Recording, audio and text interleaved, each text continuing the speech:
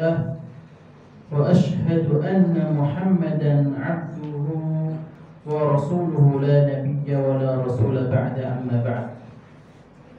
اللهم صل وسلم وبارك على سيدنا محمد وعلى آله وصحبه ومن اهتدى بهديه إلى يوم الدين أما بعد. Jamaah salat maghrib yang dirahmati Allah Subhanahu wa taala. Marilah kita bersyukur kepada Allah Subhanahu wa taala pada malam hari ini. Ba'da salatul maghrib kita bisa berkumpul di musalla yang kita cintai setelah kita melaksanakan kewajiban kita salat maghrib secara berjamaah.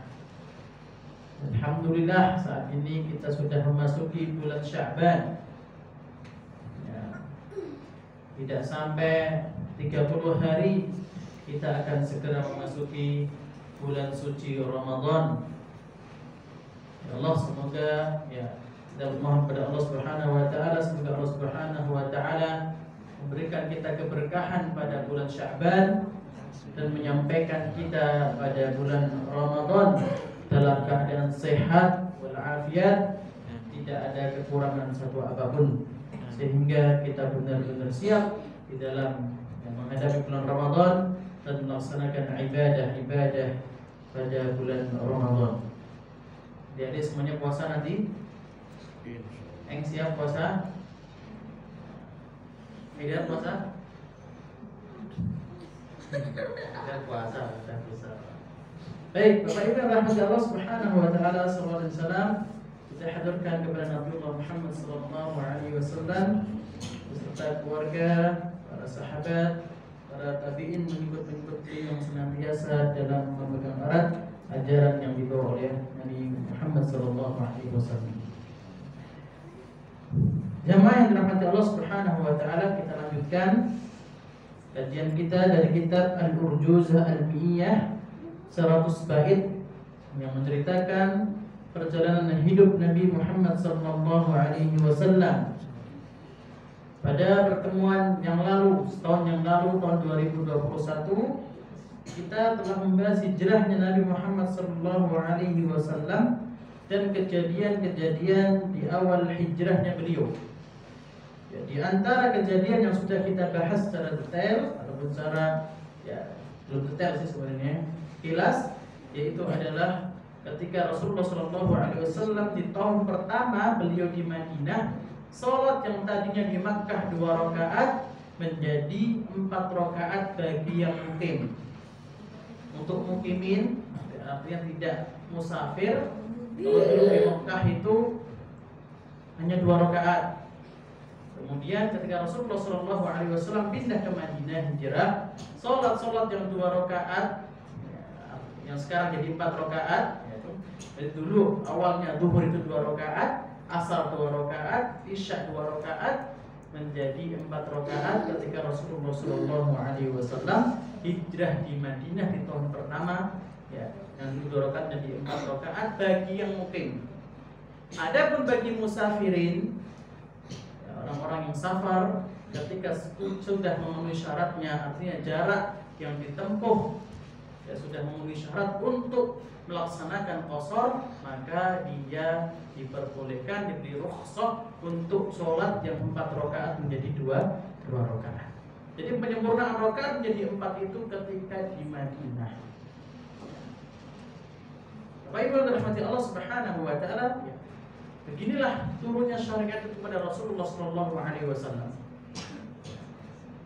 Rasulullah SAW mengajarkan kepada para sahabat, ya, syariat yang diajarkan oleh Rasulullah SAW itu secara ya tadrijian, berangsur-angsur. Dikhawatirkan ketika langsung banyak ataupun ketika masalah khamr langsung diharamkan, sahabat ya, tidak kuat atau tidak mampu, maka kemudian oleh Allah Subhanahu wa taala dibuat syariat itu turunnya berangsur-angsur dan turun secara bertahap kepada Nabi Muhammad SAW dan diajarkan kepada para sahabat. Di antaranya adalah sholat 5 waktu yang dulunya 3 waktu itu 2 rakaat, kemudian menjadi 4 rakaat ketika Rasulullah SAW sudah hijrah menuju Madinah.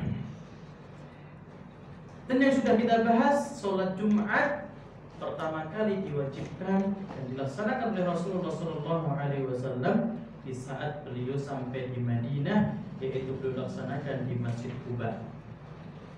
Ya, Masjid Quba ini terletak selatan Masjid Nabawi, ya, selatan dan kota Madinah, pusat kota Madinah kurang lebih 6 km. Dan kata Rasulullah SAW, "Salatu fi Masjid Quba ka umratin." Salat di Masjid Quba itu seperti kita melaksanakan umrah. Baik, dan itulah masjid yang pertama dibangun oleh Rasulullah SAW. Itu Masjid Quba. Ini sudah kita bahas pada pertemuan yang lalu. Dan Allah Subhanahu wa taala memberikan sifat bahwa Masjid Quba itu adalah masjid yang dibangun atas dasar takwa. Disebutkan Allah Subhanahu wa taala, disebutkan oleh Allah Subhanahu wa taala dalam surat At-Taubah ayat 108. La masjidun ussisa 'ala at-taqwa min awwal yawmin ahaqqu an taquma fihi. Dan masjid, suatu masjid yang dibangun atas dasar takwa dari sejak hari pertama dibangunnya, lebih berhak, lebih pantas untuk kalian melaksanakan sholat di dalamnya. Ini adalah kasus ketika di Madinah ada yang namanya Masjid Dirar. Masjid Dirar dibangun oleh orang-orang munafik bekerjasama dengan orang-orang kafir untuk memata-matai kaum muslimin. Di masjid itu mereka bersepakat, mereka merancang strategi untuk memata-matai kaum muslimin dan menghalang-halangi kaum muslimin. Maka Allah katakan, la taqum fihi abadan. Jangan engkau dirikan sholat di masjid itu. La masjidun ussisa 'ala taqwa min awwali yawmin ahaqqu an taquma fihi. Sungguh masjid yang dibangun atas dasar takwa. Para mufassirin dan tafsir menyebutkan ini adalah Masjid Quba. Lebih berhak, lebih pantas untuk kalian mendirikan sholat dan ibadah di dalamnya. Kemudian Allah Subhanahu wa taala mensifati orang-orang yang berada di Masjid Quba itu. Fihi rijalun yuhibbuna an yatatahharu. Di dalam Masjid Quba itu orang-orangnya, orang-orang yang melaksanakan ibadah dan menegakkan sholat di Masjid Quba itu orang-orang yang senantiasa mencintai kesucian. Orang-orang yang senantiasa mensucikan diri mereka, baik itu dari hadas ya, yang nampak najis, ataupun dari hadas-hadas ma'nawiyah ataupun penyakit-penyakit hati. Bapak-bapak yang Ibu-bapak dan ibu-ibu dirahmati Allah Subhanahu wa taala. Ya. Fihi rijalun yuhibbuna an yatatahharu. Di dalamnya ada orang-orang yang senantiasa mensucikan diri mereka. Sebagian mufassirin menyebutkan karena muslimin jamaah Masjid Quba yang kita bahasakan sekarang, ketika mereka beristinja, jadi Allah Subhanahu wa taala memuji istinja mereka. Bagaimana mereka membersihkan diri dari hadas, dari najis. Ketika setelah buang air kecil atau buang air besar, mereka setelah yang membersihkan najis itu dengan 3 usapan batu, kemudian mereka menyempurnakan pembersihan najis itu dengan menggunakan air. Maka Allah Subhanahu wa taala memuji mereka. Wallahu yuhibbul mutahhirin. Sungguh Allah Subhanahu wa taala mencintai orang-orang yang mensucikan dirinya, baik dari najis yang nampak hadas besar ataupun hadas kecil, ataupun najis ma'nawi dari dosa-dosa, penyakit hati dan lain sebagainya. Ini ayat yang menunjukkan kemuliaan dan fadilah Masjid Quba yang Rasulullah SAW bangun sebelum Masjid Nabawi. Ahli sejarah mengungkapkan berapa lama Rasulullah SAW berada di Quba sebelum beliau melanjutkan perjalanan untuk sampai di Masjid Nabawi. Masjid Nabawi saat itu belum ada, artinya di lokasi pendirian Masjid Nabawi. Dan nanti akhirnya Rasulullah SAW ketika masuk di kota Madinah, tinggal di Madinah, tinggalnya di beliau membangun kamar-kamarnya di samping Masjid Nabawi. Sebagian para ulama sejarah mengungkapkan Rasulullah berada di Masjid Quba, di wilayah Quba sekitar 2 pekan. Dan yang paling masyhur dari pendapat-pendapat itu, Rasulullah SAW sampai di sana hari Senin, dan kemudian Rasulullah SAW hari Jumat sore hari meninggalkan wilayah Quba untuk menuju tempat didirikannya atau dibangunnya Masjid Nabawi. Kita lanjutkan baitnya. Thumma bana al-masjid fi Quba. Kemudian Rasulullah SAW membangun masjid di Quba. Wa masjid al-Madinatil Gharra. Dan Rasulullah SAW kemudian membangun masjid yang berada di Madinah, itu Masjid Nabawi yang indah, yang bercahaya. Maka di tetangga kita namanya Masjid An-Nur An-Nabawi. Masjid yang di mana? Masjid ya, masjid. Ustaz Yusuf Mansur masjidnya An-Nabawi juga ya, di Ketapang. An-Nabawi, An-Nur An-Nabawi. Kalau Al-Hakim masjidnya Al-Hakim, tapi makamnya di Baqi Al-Hakim. Al-Hakim Baqi. Karena meniru nama makam yang berada di dekat Masjid Nabawi. Masjid Nabawi Baqi. Sebenarnya pas tanya kepada saya, Ustaz, kalau kita namanya Baqi itu nama wilayah, Pak. Ini kan nama wilayahnya Gunung Sindur, bisa dinamakan Al-Hakim Baqi. Tapi tetap ternyata dinamakan Al-Hakim Baqi. Salah satu muridnya sempat tanya gitu, kalau dinamakan Al-Hakim Baqi gimana? Baqi itu nama wilayah di tempat itu. Pikir makam. Kenapa ada Al-Hakim Ma'la ya? Saya nggak tahu, beliau mungkin tabarukan bi ism. Baik. Masjidil Madinatil Gharra. Kemudian Rasulullah SAW membangun Masjid Madinah yang bercahaya. Di sini maka para ulama mengungkapkan, dan ini adalah menjadi sebuah kewajiban hendaknya komunitas Muslim yang pertama kali diperhatikan adalah masjidnya. Masjidnya. Bagaimana masjid itu menjadi makmur, dan bagaimana ketika di sebuah komunitas Muslim kok belum ada masjidnya, bahu-membahu untuk mewujudkan dan membangun masjid. Dan Rasulullah SAW ketika berada di Madinah, Quba, beliau singgah di Quba, beliau bangun masjid Quba. Meskipun saat itu kalau membangun masjidnya simpel ya kan, cukup diberi tanda aja ini masjid, kemudian disusun batu-batu mungkin hanya 2 meter atau nggak sampai 1,5 meter gitu, itu sudah jadi masjid. Jadi gampang gitu, anggarannya nggak banyak gitu. Terus sekarang bangun segini aja berapa nih? Ada 2 meter. Saya alhamdulillah kalau sekarang banyak negara-negara Timur Tengah, khususnya Kuwait, Qatar. Kalau Qatar sudah jarang semenjak tahun 2002 kasus BTC itu mulai berkurang dan dari Timur Tengah. Tapi yang masih sampai hari ini itu adalah Kuwait. Di antaranya adalah bantuan untuk pembangunan masjid. Pembangunan masjid termasuk kampung saya mendapatkan bantuan dari Kuwait untuk pembangunan masjid melalui perwakilannya di Indonesia, yaitu Bina Muwahhidin di Surabaya. Bina Muwahhidin di Surabaya itu dananya dari Kuwait, kemudian di kampung saya mendapatkan masjid dengan dana dari Kuwait. Biasanya namanya nama orang Arab, Masjid Syekh Fulan, Masjid Amir Fulan. Jadi ketika namanya Masjid Abdullah bin Sabai, biasanya itu bantuan dari luar negeri, dari Qatar, Kuwait atau Arab Saudi dan sekitarnya. Baik Bapak Ibu yang rahmati Allah Subhanahu wa taala, Masjid Nabawi dibangun oleh Rasulullah SAW di atas tanah milik 2 anak yatim bernama Suhail dan Sahal. Suhail dan Sahal ini dirawat oleh seorang sahabat yang bernama As'ad bin Zurarah. Jadi ayah ibunya sudah meninggal, yang dipelihara dan dirawat oleh As'ad bin Zurarah. Maka Rasulullah SAW pun ketika membangun Masjid Nabawi tidak mau gratisan. Jadi mana ini tanah berikan kepada saya membangun masjid, tidak. Rasulullah SAW membeli. Rasulullah SAW membeli tanah itu Namun dua anak yatim tadi mengatakan kepada Rasulullah SAW, "La ya Rasulullah, bal nahibulaka."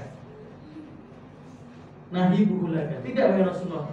Kita akan memberikan tanah ini secara hibah kepadamu ya Rasulullah. Fa'aba ayaqbala minhuma. Rasulullah SAW pun tidak mau. Hatta ibta'ahum minhuma. Ya Rasulullah SAW tidak mau menerima tanah yang untuk dibangun masjid itu pemberian dari dua anak yatim tadi. Tapi Rasulullah SAW menginginkan kalau beliau membeli dari tanah tersebut. Jadi tanah itu adalah tanah yang dimiliki oleh Sahal dan Suhail yang setiap harinya sebelum dibangun masjid tempat menjemur kurma kering. Ya, tempat menjemur kurma kering. Ya. Kenapa Rasulullah SAW bangun di tempat itu? Karena ya, jelaskan di sini. Ya, ontanya beliau berhenti di situ. Karena ontanya beliau berhenti di situ, maka Rasulullah SAW pun membangun masjidnya di situ. Dengan bangunan yang sangat sederhana, ketika pembangunan masjid Rasulullah SAW dan para sahabat bahu membahu, gotong royong untuk membangun masjid tersebut, sambil ya, menendangkan syair, para jadi masing-masing dari sahabat dan juga Rasulullah SAW sahut-sahutan mengumandangkan syair berbahasa Arab pastinya. Kemudian Rasulullah SAW di antara yang diungkapkan oleh Rasulullah SAW, Allahumma innal ajra ajrul akhirah. Ya Allah, sesungguhnya pahala yang sebenarnya adalah pahala di akhirat. Farhamil ansar wal muhajirah. Maka rahmatilah orang-orang Ansar dan orang-orang muhajirin. Dalam riwayat lain di antara syair didengar oleh Rasulullah SAW, Allahumma la aisha illa aishul akhirah. Ya Allah, tidak ada kehidupan yang sejati dan sebenarnya dan yang abadi kecuali kehidupan akhirat. Farhamil ansar wal muhajirah. Maka rahmatilah orang-orang Ansar dan orang-orang muhajir. Kemudian sahabat yang lain yang mendengarkan kemudian mengumandangkan syair yang lain. Bapak Ibu yang dirahmati Allah Subhanahu wa taala, jadi budaya gotong royong sudah dicontohkan sejak Rasulullah SAW membangun Masjid Nabawi. Bahkan sebelumnya, yaitu ketika Rasulullah ikut serta dalam membangun Ka'bah kembali. Artinya budaya gotong royong itu adalah min sunnatin Nabi SAW, di antara ajaran dan sunnah Rasulullah SAW. Maka seorang Muslim ya hendaknya ikut berperan aktif ketika di lingkungannya ada kegiatan membersihkan masjid. Ya, ngecat masjid ini bentar lagi, insya Allah Ramadan. Ya, saya cuma pas orang mau tenaga ataupun dana, Pak Sandi siap, tapi tenaga juga siap. Insya Allah segera kita cat masjid kita, musola kita. Bapak yang lain. Ya. Anak-anak siap ngecat musola? Siap. Kalian bersih-bersih saja. Terakhir kita bersihkan ini, kita cat tahun berapa? Tahun berapa ini? 4 tahun lalu. Lama ya. Sebelum pandemi ya? Berapa tahun ya? Sebelum pandemi ya, memang sudah saatnya kita cat ulang sehingga nanti kita ibadah di bulan Ramadan. Pernah ada bapak udah saya ngecek gitu. Bapak ya. Katanya kemarin tukang aja ngecat itu. Nah, enggak bisa. Kata masa evaluasi tahun lalu yang ngecat tangan banyak beda-beda ketebalannya gitu. Maka untuk apa namanya gotong royong sebelum Ramadan tahun ini kayaknya niatnya mau pakai tukang aja gitu. Siapa ya? Niatnya mau pakai tukang atau tangan banyak lagi? Jangan tangannya pasang di doang. Tapi nanti diarahkan dulu sama ini. Jadi gitu. PRT nyontohin bola. Iya. Ya, beberapa titik ya. Ya. Ini apa yang dilakukan Rasulullah SAW? Beliau bersama para sahabat gotong royong untuk membangun Masjid Nabawi sebagai pusat kegiatan kaum muslimin. Tsumma bana min haulihi masakinah. Kemudian Rasulullah SAW membangun rumah-rumah beliau, tempat tinggal beliau. Itu hanyalah ibarat kamar-kamar kecil. Ya, satu Rasulullah SAW baru membangun 2 kamar. Satu kamar untuk Saudah binti Zam'ah ya, istri yang beliau nikahi setelah meninggalnya Khadijah bintu Khuwailid radhiyallahu anha. Kemudian beliau menikahi Saudah bin Zam'ah radhiyallahu taala anha, dan kamar yang satunya lagi untuk Aisyah bintu Abi Bakar. Rasulullah SAW menikahi Aisyah, usia Aisyah 6 tahun, dan saat itu Rasulullah SAW belum tinggal bersama. Baru setelah Aisyah memasuki usia 9 tahun, itu nikahnya itu 3 tahun sebelum hijrah. Berarti kan setelah masuk hijrah, Rasulullah pindah ke Madinah, usia Aisyah 9 tahun. Maka Rasulullah SAW membangun satu kamar untuk Aisyah dengan kamar yang sangat sederhana. Baru ketika Rasulullah nikah lagi, bangun kamar lagi, bangun kamar lagi, bangun kamar lagi. Itu diantara pendapatnya, itu pendapat yang terkuat. Ada juga yang mengatakan Rasulullah SAW sebenarnya sudah membangun beberapa kamar, tapi yang paling kuat adalah menurut buku ini Rasulullah SAW membangun 2 kamar. Kemudian ketika beliau menikah lagi, baru membangun kamar-kamar yang lain. Kita lanjutkan baitnya. Thumma ata min ba'du fi hadhihi sanah aqallu min nisfi alladhina safaru ila biladil habsyi hina hajaru. Kemudian di tahun pertama Hijriah, tadi Rasulullah SAW membangun Masjid Quba, membangun Masjid Nabawi, dan membangun kamar-kamar istri beliau. Kemudian setelah itu, ya di tahun yang sama datang rombongan dari Habasyah. Habasyah tahun kelima nubuwah. Jadi 5 tahun setelah Rasulullah diangkat menjadi seorang nabi, menjadi nabi dan rasul. Dan ya, orang-orang musyrikin Quraisy tidak suka dengan Rasulullah dan para sahabat karena membawa ajaran yang bertentangan dengan ajaran mereka. Akhirnya 80-an sahabat, ya laki-laki dan 18 sahabiyah hijrah menuju Habasyah. Ya, hijrah yang pertama tahun 5 nubuwah. Sudah hijrah, ada yang balik karena mendengar Makkah sudah kondusif kondisinya. Tapi kemudian mereka hijrah lagi untuk hijrah yang kedua, jumlahnya 80-an sama 18 sahabiyah. Ketika mendengar Rasulullah SAW sudah sampai di Madinah dengan aman, maka mereka, oh berarti kita sudah mendapatkan tempat yang aman, tempat yang nyaman, tempat di mana kita diberi kebebasan untuk melaksanakan ibadah. Maka mereka pun berbondong-bondong dari Habasyah menuju Madinah Rasulullah SAW. Tapi jumlah mereka tidak sampai setengah dari yang hijrah. Kalau tadi yang hijrah 80 laki-laki, 18 perempuan, maka yang sampai di Madinah baru sekitar 30-an. 33 laki-laki dan 8 wanita. Berarti belum ada setengah yang pindah dari Habasyah menuju Madinah di tahun pertama. Nanti mereka akan menyusul di tahun-tahun berikutnya. Baik, mari kita rahmati Allah Subhanahu wa taala. Ini kejadian berikutnya di tahun pertama setelah datangnya Rasulullah SAW di Madinah. Bait ke-46, wa fihi akha asyraful akhyari bainal muhajirin wal ansar. Dan di dalam tahun itu akha asyraful akhyar, ya, manusia terbaik yaitu Rasulullah SAW, asyraful khalq, akha mempersaudarakan bainal muhajirin wal ansar, antara muhajirin dan ansar. Syekh Muhammad Ali As-Salabi dalam kitab sirahnya belum mengatakan, ya, yang dimaksud persaudaraan antara muhajirin dan ansar itu ada persaudaraan secara umum. Ya, Rasulullah SAW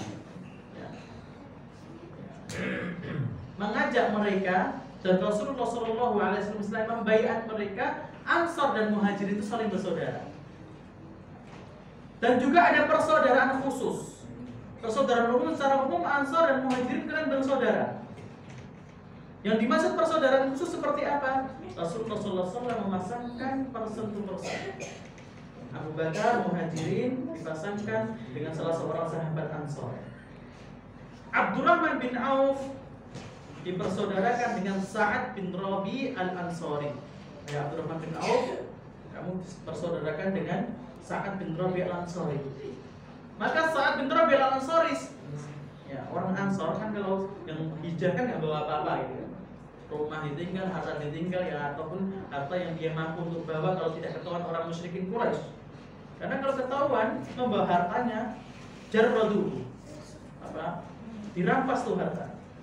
Bagaimana terjadi pada Suhaib ibnu Sinan Ar-Rumi.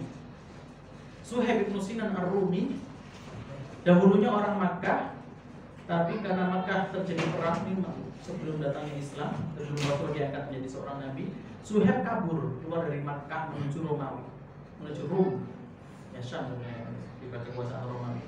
Kemudian Suhaib balik ke Makkah dalam keadaan miskin,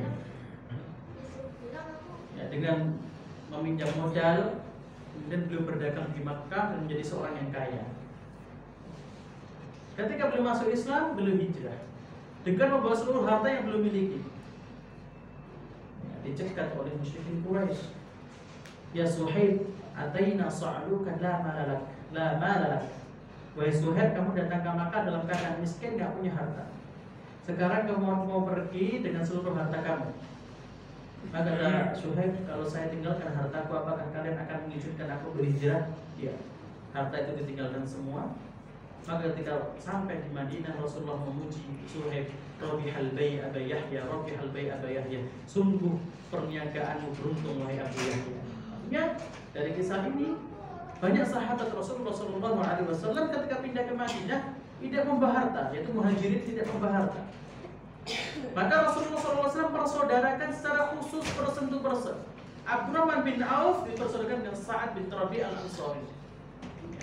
Nanti ada sahabat yang lain dipersaudarakan secara khusus juga. Tujuannya apa? Ya tadi ketika dia tidak memiliki harta, yang menanggung harta tadi sahabat Ansor tadi. Bahkan tidak memiliki istri, ketika ada seorang Ansor punya istri dua, satunya diceraikan untuk dinikahkan pada sahabat Muhajirin tadi. Ada yang punya rumah dua, disilahkan untuk menempati salah satu rumahnya. Bahkan mereka ada yang memiliki harta dan setengah harta yang diberikan Muhajirin. Di antaranya adalah kisah Sa'ad bin Rabi' al-Ansari menawarkan istrinya dan menawarkan hartanya kepada Abdurrahman bin Auf. Tapi Abdurrahman bin Auf tidak mau. Beliau mengatakan, dullani ala suq, tunjukkan kepadaku mana pasar. Maka Abdurrahman bin Auf pun berdagang, menjadi seorang pedagang dengan waktu yang tidak cukup lama, waktu yang singkat, beliau mendapatkan keuntungan dari perdagangan itu. Suatu hari Rasulullah SAW bertemu dengan Abdurrahman bin Auf di jalan. Ya, ada tanda kuning di baju beliau, yang minyak wangi, tanda bekas minyak wangi. Yang minyak wangi itu khas dipakai orang yang baru saja nikah. Maka Rasulullah bertanya kepada Abdurrahman bin Auf, ya Abdurrahman, enggak tumben nggak Abdurrahman kamu pakai minyak wangi seperti itu gitu kan? Maka ya Rasulullah, tazawwajtu bimra'atin minal ansar, saya baru saja nikah dengan seorang perempuan dari Ansor. Fama sukta fiha, apa yang kau berikan kepadanya? Mahar apa yang kau berikan kepadanya? Waznu nawatin min dhahab, emas seberat biji kurma. Faqala Nabi sallallahu alaihi wasallam, "Aulim walau bisyah." Adakanlah walimah meskipun dengan satu ekor kambing. Ya. Di hadis ini kita ambil pelajaran Rasulullah mempersaudarakannya dengan Sa'ad bin Rabi' al-Ansari. Sa'ad bin Rabi' al-Ansari sanggup untuk menanggung kehidupan Abdurrahman bin Auf di kota Madinah. Tapi karena Abdurrahman bin Auf seorang pedagang, ya, beliau tidak mau menerima pemberian itu. Beliau minta ditunjukkan pada beliau di mana pasar, kemudian beliau berdagang. Setelah punya harta, beliau pun juga menikah dengan seorang sahabiah dari Ansar. Ya. Jadi itu Rasulullah mempersaudarakan secara khusus. Bahkan sampai dulu, ya kita katakan dulu, sebelum dihapus hukum ini, sesama saudara yang dipersaudarakan oleh Rasulullah SAW tadi saling mewarisi. Contohnya Abdurrahman bin Auf dengan Sa'ad bin Rabi' al-Ansari. Kalau salah satu dari keduanya meninggal duluan, maka mendapatkan warisan dari salah satunya. Namun hal itu dihapus hukumnya ketika perang Badar. Rasulullah SAW menghapus hal itu. Jadi hanya bertahan kurang lebih setahun. Setelah itu tidak ada. Orang yang dipersaudarakan seperti itu, ketika salah satu saudaranya itu meninggal, tidak mendapatkan jatah warisannya. tetapi itu diberikan kepada dzawil arham. Dalam surah Al-Anfal dikatakan wa ulul arham ba'dhum aula bi ba'dhin fi kitabillah. Dan dzawil arham lebih berhak. Jadi kalau kita belajar faraid, ilmu warisan itu ada orang-orang yang disebut dengan dzawil furud. Orang-orang yang mendapatkan jatah warisan sesuai yang sudah ditetapkan setengah, seperempat, seperlapan, sepertiga. Ada juga dapat sisa. Kalau dzawil furud ini nggak ada, yang dapat sisa pun juga nggak ada, maka dialihkan ke dzawil arham. Contohnya paman itu dzawil arham. Kalau semua dzawil furud, ya, kalau kita bahas faraid itu nggak ada, baru berikan ke dzawil arham. Nah dulu sebelum turunnya ayat ini, kalau dzawil furud nggak ada, diberikan kepada saudara yang dipersaudarakan oleh Rasulullah SAW di dalam persaudaraan itu. Namun setelah itu ayatnya hukum ini dihapus karena turunnya ayat ya, Al-Quran dalam surah Al-Ahzab ayat 6 Al-Anfal. Jadi ini namanya kalau dalam istilah fikihnya ataupun usul fikih nasakh, menghapus hukum. Ada nasikh, ada yang menghapus, ada mansukh, ada yang dihapus. Itu tadi karena ya, Islam itu turun secara berangsur, hukum-hukum syariatnya secara berangsur agar tidak memberatkan kepada pemeluknya. Namun saat ini ya hukum itu telah sempurna, tidak ada lagi nasikh, tidak ada lagi mansukh. Baik Bapak, tidak ada lagi proses nasikh mansukh. Jadi hukum-hukum yang itu sudah final seperti itu. Baik Bapak Ibu yang dirahmati Allah Subhanahu wa taala, ya kejadian berikutnya tadi adalah Rasulullah SAW mempersaudarakan antara Muhajirin dan Ansar. Tadi fungsinya yang pertama untuk menanggung kehidupan mereka ketika di Madinah. Yang kedua saling menasehati, agar mereka saling menasehati. Contohnya adalah Salman Al-Farisi dipersaudarakan oleh Rasulullah SAW dengan Abu Darda. Karena dipersaudarakan hampir setiap hari Salman ini menjenguk saudaranya Abu Darda, ataupun Abu Darda itu menjenguk saudaranya yaitu Salman Al-Farisi. Suatu ketika Salman Al-Farisi datang ke rumahnya Abu Darda ya, untuk menjenguk, untuk mengetahui kabarnya dan keadaannya. Abu Darda nggak ada di rumah, tapi ya, ada istrinya Abu Darda dalam keadaan lesu, penampilan yang kurang menarik, mutabaddilah gitu. Masya, ada apa denganmu?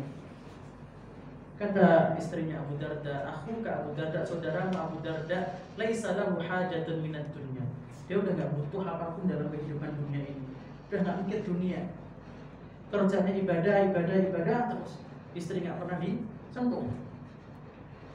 Makanannya disiapkan gak pernah disentuh. Puasa terus, setiap malam sholat terus. Ya, gak pernah mendatangi istrinya. Maka karena itu dia makanya udah lesu dengan penampilan yang kurang menarik, karena ya suami udah gak memperhatikannya, udah gak ada keinginan tentang dunia sama sekali. Maka setelah Abu Darda datang, Salman pun duduk dengan Abu Darda. Kemudian istrinya Abu Darda mempersiapkan makanan. Kemudian Abu Darda meminta kepada Salman, kul, makanlah. Falan aqul hatta ta'kul, kata Salman. Saya nggak akan makan sebelum kamu makan. Loh, ini soal saya puasa nggak makan. Ya, akhirnya makan. Malam itu pula Salman inap di rumahnya Abu Darda. Lihat Abu Darda sholat, tidur. Lalu kemudian Salman Al-Farisi berkata kepada Abu Darda, inna li zawjika 'alaika haqqan, sungguhnya istrimu memiliki hak atas dirimu. Ya. Inna li rabbika 'alaika haqqan, Rabbmu memiliki hak. Ada waktunya engkau beribadah kepada Allah Subhanahu wa taala. Wa inna li zawjika 'alaika haqqan, wa inna li ahlika 'alaika haqqan, sungguhnya istrimu juga memiliki hak. Wa inna li nafsika 'alaika haqqan, dirimu juga memiliki hak untuk makan, untuk tidur. Istrimu memiliki hak untuk kamu datangi. untuk kamu ajak ngobrol. Dalam hadis lain disebutkan wa inna li zawrika 'alaika haqqan, dan sungguh atas orang yang mengunjungimu, tamumu juga memiliki hak atas dirimu. Maka Ustaz Allah yarham Ahmad Lutfi Fathullah, seorang ahli hadis sudah meninggal, beliau menyimpulkan dari hadis ini yang wa inna li zawrika 'alaika haqqan, sungguh untuk tamu yang datang kepadamu juga memiliki hak. Maka beliau menyimpulkan, beliau berpendapat kalau bisa kalau kita puasa Syawal itu jangan mirror ini Aid, besok kita langsung puasa Syawal. Ya kenapa? Hari-hari itu kan masih banyak tamu. Otomatis kita menjamu mereka, mereka makan, masa kita puasa? Nah, wa inna li zawrika 'alaika haqqan, pengunjung yang datang ke rumah atau tamu memiliki hak. Engkau hidangkan makanan dan engkau makan bersama dia. Jangan sampai ketika puasa Syawal masih kita mulai di 2 Syawal padahal tamu masih banyak. Maka beliau menganjurkan puasa Syawal itu dimulai 3 hari setelah Idul Fitri, karena biasanya setelah 3 hari itu tamu-tamu sudah mulai tidak datang. Ini beliau simpulkan dari hadis ini, wa inna li zawrika 'alaika haqqan, orang yang berkunjung ke rumahmu itu juga memiliki hak. Ya. Abu Darda agak kurang terima dengan nasihat ini. Masa orang mau ibadah, ya, totalitas kok dibatasi. Kemudian datang kepada Rasulullah SAW menceritakan kejadian itu dan menceritakan ucapannya Salman. Sungguhnya badan mempunyai hak, ujung harap mempunyai hak, badan mempunyai hak, keluarga mempunyai hak, tamu mempunyai hak. Kata Rasulullah SAW, sadaqah Salman. Salman benar ucapannya.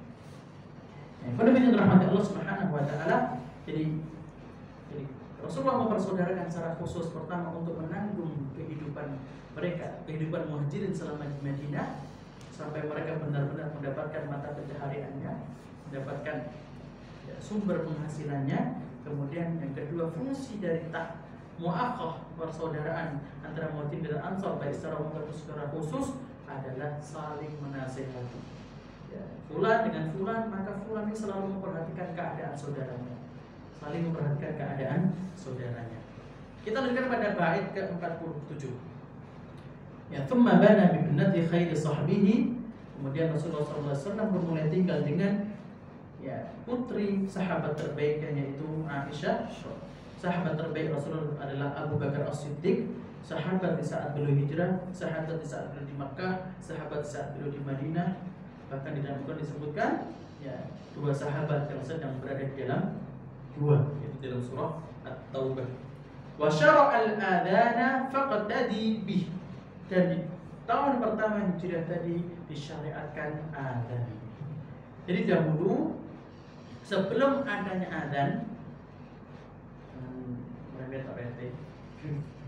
sebelum adanya adzan, para kaum muslimin itu hanya ngira-ngira. Kan waktunya sudah ditentukan, tapi belum ada panggilan, belum ada pengumuman, belum ada pemberitahuan. I'lam munaskan pemberitaan untuk manusia masuknya sholat itu namanya adzan. Ngira-ngira, berarti kalau posisi matahari seperti ini bentar lagi sholat zuhur, maka mereka pun berbondong-bondong menuju masjid. Sampai kemudian mereka saling berbicara. Pada suatu saat sedang rembuk, gimana sih? Agar kita tahu kalau waktu sholat itu sudah datang. Ada yang mengatakan kita buat lonceng sebagaimana orang-orang Nasrani, ataupun kita bunyikan trompet sebagaimana orang-orang Yahudi. Maka Umar bin Khattab radhiyallahu taala anhu, awala tab'atsuna rajulan yunadi bis shalah, apakah kalian enggan untuk memerintah, apakah lebih baik kalau kita tunjuk salah satu orang untuk memberitahu manusia, menyeru manusia, memanggil manusia bahwa waktu sholat itu telah datang. Maka Rasulullah berkata, ya Bilal, kum fanadi fis shalah. Wahai Bilal, berdirilah dan serulah manusia untuk sholat. Tapi yang dimaksud di sini menurut syarih dari kitab ini, yang mensyarah kitab ini, yang mensyarah Urjuzah Miyah, panggilan sholat pada awalnya sebelum adzan itu as-sholatu jami'ah. As-sholatu jami'ah, sholat berjamaah. Maka orang-orang berkumpul. Baru setelah itu Abdullah bin Zaid bermimpi di dalam mimpi itu ada yang mengajarkan kepada beliau lafaz adzan yang kita kenal sekarang itu Allahu Akbar, Allahu Akbar. Kemudian menceritakan itu kepada Nabi Shallallahu Alaihi Wasallam. Maka Nabi berkata, Innahar ru'ya haqqun insyaallah. Itulah mimpi yang benar insyaallah. Fakum ma'a Bilal fa'alqiha alaih. Berdirilah bersama Bilal dan ajarkanlah Bilal lafaz itu. Falyu'adzin biha, dan Bilal mengumandangkan adzan dengan lafaz itu, fa innahu anda sautan minka, karena suara Bilal itu lebih merdu dan lebih lebih lantang dari kamu. Maka dari waktu itu adzan yang kita kenal sampai hari ini ya dikumandangkan dari sejak tahun 1 Hijriah. Ya, as-shalatul jami'ah menjadi adzan. Namun sekarang kalau kita lihat as-shalatul jami'ah bisa kita pakai ketika kita mau mengumumkan adanya sholatul khusuf, sholat gerhana bulan. Kalau itu waktunya di lain waktu sholat, karena kan sholat gerhana bulannya jam 11 malam, kan 200 sholat. Karena kita bisa menyeru dari musola as-shalatul jami'ah. Ini biasanya sudah ada di grup-grup WhatsApp untuk menandakan akan segera dimulai as-shalatul jami'ah.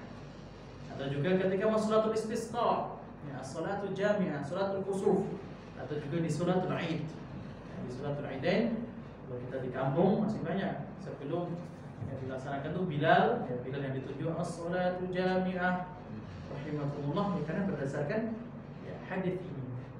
Dulu sebelum adzan itu agar manusia tahu, kaum muslimin tahu maksudnya waktu sholat dengan sholatul jami'ah. Ketika adzan itu sudah diajar oleh Rasulullah karena mimpinya Abdullah bin Zaid, maka Bilal menangkan dengan lafaz Allahu Akbar, Allahu Akbar sampai akhir as-shalatul jami'ah untuk ya sholat yang lainnya ya, ketika ya, untuk mengumpulkan manusia tanpa dengan adzan dan dengan as-shalatul jami'ah. Faqtadi bihi, maka ikutilah adzan yang disyariatkan itu ya, dan disunahkan ketika adzan orang yang mendengarkan untuk mengikuti ya, apa yang diucapkan oleh muadzin, kecuali lafaz hayya 'alas shalah, hayya 'alal falah dengan mengucapkan la haula wala quwwata illa billah. Ibu yang rahmati Allah Subhanahu wa taala, inilah ya, beberapa peristiwa yang disebutkan di dalam Al-Urjuzah Al-Mi'iyah berkaitan dengan kejadian-kejadian di tahun 1 Hijriah, dari persaudara pembangunan masjid, persaudaraan antara Muhajirin dan Ansar, kemudian syariat adzan. Demikian, semoga bermanfaat. Insyaallah kita lanjutkan ada pekan berikutnya sampai Ramadan.